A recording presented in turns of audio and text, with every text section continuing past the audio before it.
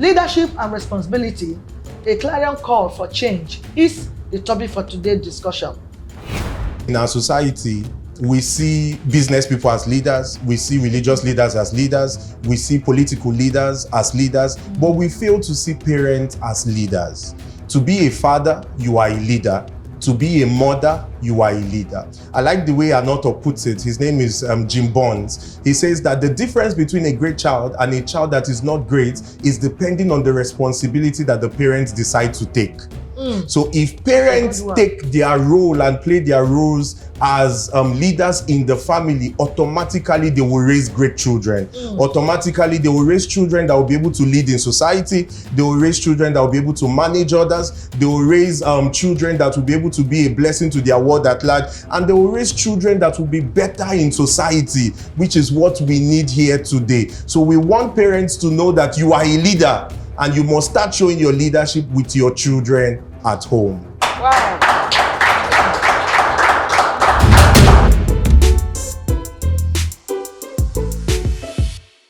We need good leadership, and we want them also to lead us. As they always say, leadership by example. By example. And so if they don't show that example, that's why I say we begin for yourself. You want change. If you don't change as my president, don't change some areas that you are doing, you will not lead us well. Others, as my governor, if you don't change some areas, you will not lead us well. So we also, all of us know, as a parent, as a mother, as a father, if we don't change in areas we know that is wrong, because we all have conscience, then how can you lead? I said it before that children watch what we do, not what we say, what we tell them. So we need these changes, good leadership in all these areas we just mentioned. For Nigeria, to foster peace and tranquility in our land, in Nigeria, a lot of people, so many areas are burning. But it's just God and His infinite mercy that is keeping us. Otherwise, what is happening in the country today is worse than what the Sudan people are experiencing. That war all over the places, Somalia and all, so many wars around the world. But God still kept us. So please, we don't want our nation to burn more than this. Let our leaders rise up to their responsibility. This is the time. Our former head of state said that Nigeria is sitting on a gunpowder, and we don't want you to explode, because the thing is getting up here to the masses. You can't blame them protesting here and there. They're suffering, really. Those of you who are enjoying, who don't feel it, please, we want you to start feeling. Put yourself, let empathy take place. Put yourself in the shoes of these masses that cannot even see a square meal in a day. It's so bad. Please, please, that's what we're begging from this platform. All right, the challenges and obstacles confronting visionary and true leaders, how can they be tackled? Yes, visionary leadership and true leadership is a concept that we need to bring back again to the conversation. There is a kind of leadership that is considered as visionary or true leaders, and those are those kind of persons who are truly doing what they are supposed to do as leaders, not just saying that they are leaders. And unfortunately, in our society today, we have refused to accept visionary leaders because we see them as just head leaders. We see them as people that just went to school to study leadership. We see them as people that just have ideologies. But it is high time for us to tell ourselves that since we have experienced those who have had experiences again and again, we need to start experiencing those who think that they have new ideas that they can bring into the table. For instance, when we had a change of government, I've been expecting to see that some of the persons who contested in the last election would have been brought to bring their own idea. Exactly. Anybody who contested for presidency probably had an idea. And that idea must not be kept until they become a leader. Exactly. They should put it into practice and we see it working so that the nation can be better before they contest again the next time. But unfortunately, we have refused to give those people permission. We have refused to involve them. We have refused to even listen to some of the things that they have to say. And these are challenges that we must settle. And I think that in order for us to settle them, yes, ma'am, one of the things that we must do is we must begin to seek their opinion on matters. We must, sometimes when they say, we the people have decided, I wonder which people decided. Exactly. I was not involved. Nobody asked my say. Only few persons have become we the people. That can't be leadership. So yes, we must come to the point where we must begin to accommodate these persons. In a world like social media, Nigeria should have a platform where people can come to give ideas on how the nation can grow. And we have different personalities with different ideas who can come up and say, why don't you try this on the subsidy issue? Why don't you try this on the economical issue? And gradually we can see how the thing works. It is not a must that the person who is on the seat must solve the problem.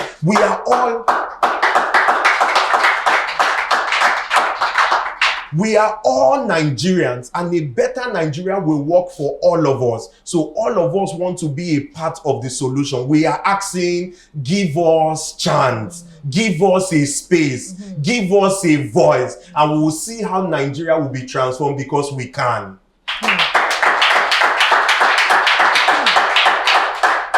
Thank you, Doctor. It shouldn't be a party issue all the time. Yes, ma'am.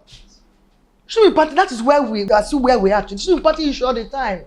So because one party win, now every other person now go to blazes. No. They have ideas. Bring them in. Allow them to come. Yes, I have won as a leader. My party has won. But take opinion from other people. It is how you bring them in that they will respond. And let there be continuity in our government system. No. When anyone comes now, whatever the other one is doing, I abandon. We'll start all over again. We have so much abandoned projects. Wasted money in Nigeria. Haba. Please, our leaders, help us and let us make Nigeria work. Nigeria will work. It's a lovely place. I love Nigeria. I love Nigeria. Anywhere I go, not because I can travel out, yes, a week or two. In fact, when it's more than 2 weeks, I'm already eager to come back to my home because this is my home. And no place like home. So let's make Nigeria to work. Having said this, we'll take a break now. When we come back, we'll enter question and answer. Q&A. VividView. Say and do it. All right.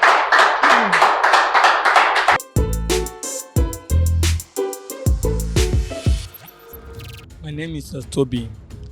There's a saying, youth are the leader of tomorrow. This is my question. When would they start taking full responsibilities of leadership? My name is Oganesumi Mibradu, and my question is, how do we avoid excuses in government owing to the fact that every present administration lays blames on the previous administration? Thank you. My name is Ayodeji. I want to ask, what is the difference between leadership and rulership?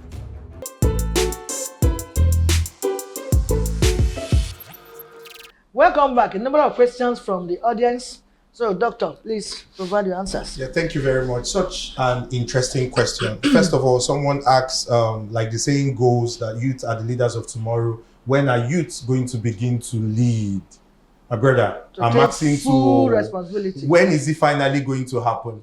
But nevertheless, there are things that we must ask ourselves, nevertheless. First of all, are the youth really ready to take responsibility?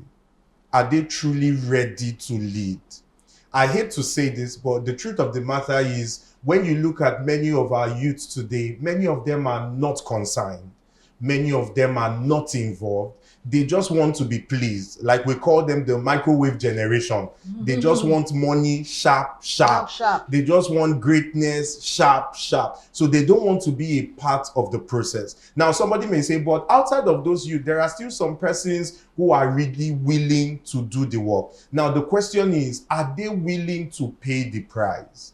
The fathers that we see today who are in the positions that they are actually paid a certain price to be there. A price of service, a price of being led. Some people don't want to be in an organization for too long.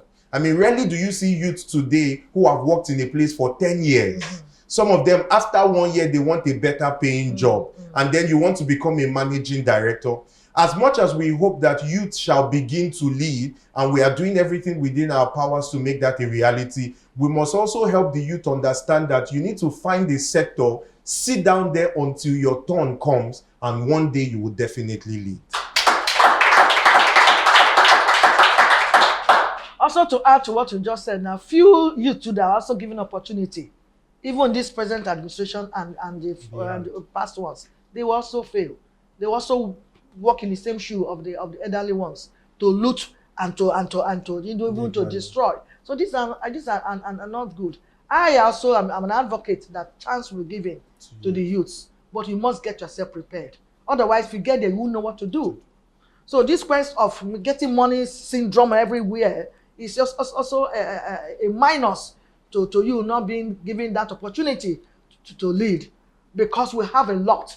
Yahoo here and there. You can taking your girlfriend to make money and to do so many nonsense in the name of getting money. How can you now lead as a youth? So we need to speak to ourselves, because the truth is bitter, they say. We need to speak to ourselves that youth, you need to get yourself prepared for this work, because it is your turn to lead. But you can't just jump in and start leading. So that's my contribution for now. Yes, sir. Okay, so second question, somebody asked again, the person said, how do we avoid the blame game in government? How that one government doesn't take over from the other government? I think, first of all, that's a problem of leadership. Our government and leaders at large have failed to see that leadership is a continuity.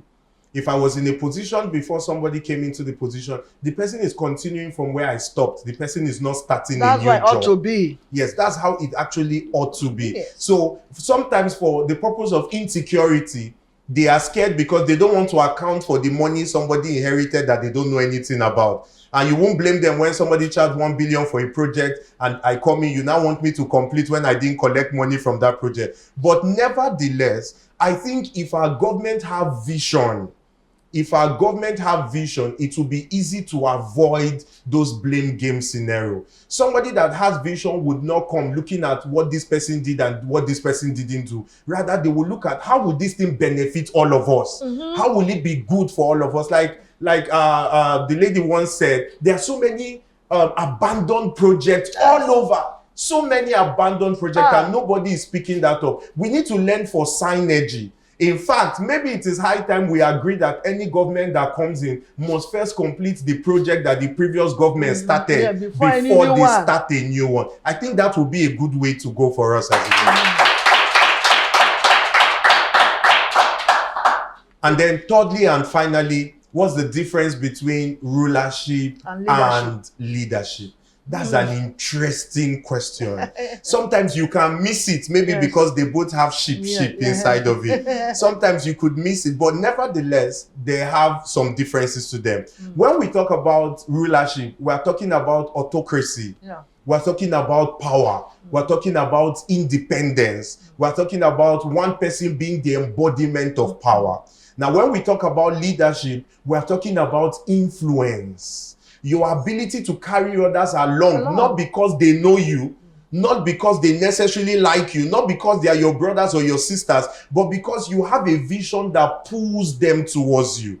Going forward, what we need is leadership, not rulership. Rulership has never solved any problem, and I doubt will ever solve problems. In fact, where you have rulership, crisis will always come out. Chaos will always come out. Wars will always come out. But leadership will require a sense of creativity that will make you influence people. People will have to like you because of the policies that you are bringing. People will have to follow you because what you are doing will be good for them. And the issue of rulership and leadership is not just in governance alone. It goes everywhere in every sector of life. Sometimes in the family, the husbands consider themselves as rulers. When they've spoken, the wife and the children cannot speak. You have to influence your wife and your children. Even in the church, even in a religious setting, as imams or priests or whatever, we need to be leaders, not rulers. We are not supposed to impose information on people. We are supposed to allow them ask critical questions that you can provide answers that will help them. And if they don't understand, give them time to pick it, as well as in finances and all areas of life. If we lead, the world will be a better place. But if we rule, the world will scatter before we see it shine.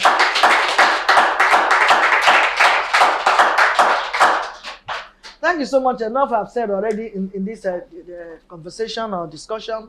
And so, your final words. Thank you very much. Again, leadership may be a conversation that have been hard, that you may have attended trainings and seminars for, but we must keep talking about it, because it will matter in the coming days more than what we see today. In the future, those who will matter will be those who can lead. Those who will be on top will be those who can lead. So whether you are a child, whether you are a parent, whether you are a husband, whether you are a wife, whether you are a business person, whether you are a religious person, we must begin to take the subject of leadership onwards, because it is only on that that we can make our nation, our life, our society, and our world a better place.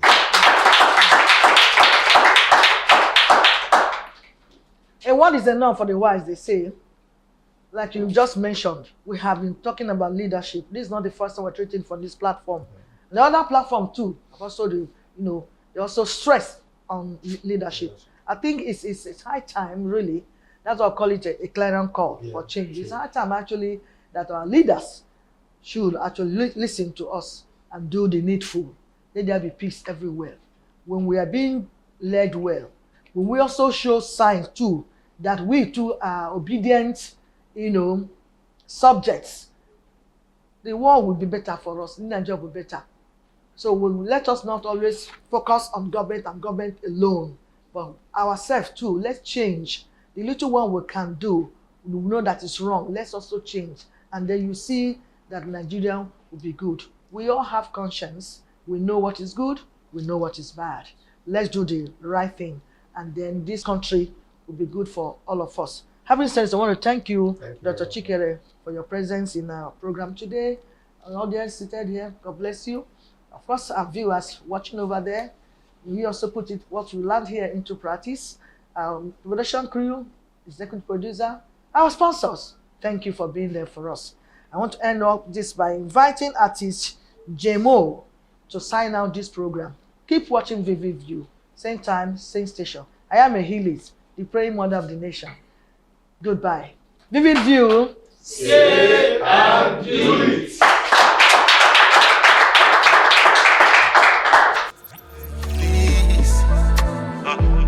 VividView with Ehiliz.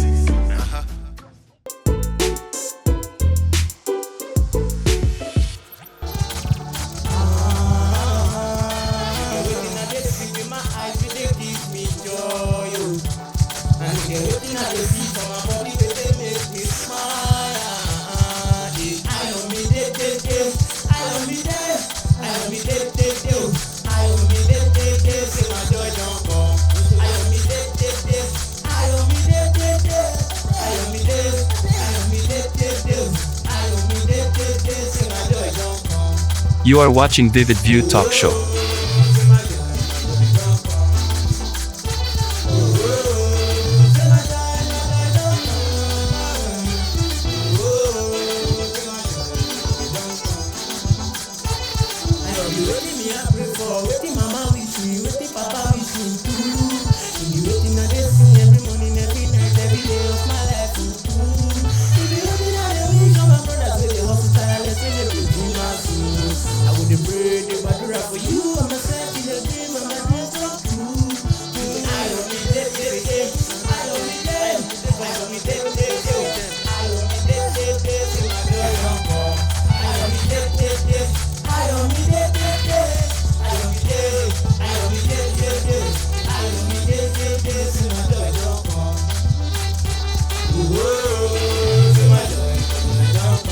You are watching VividView Talk Show.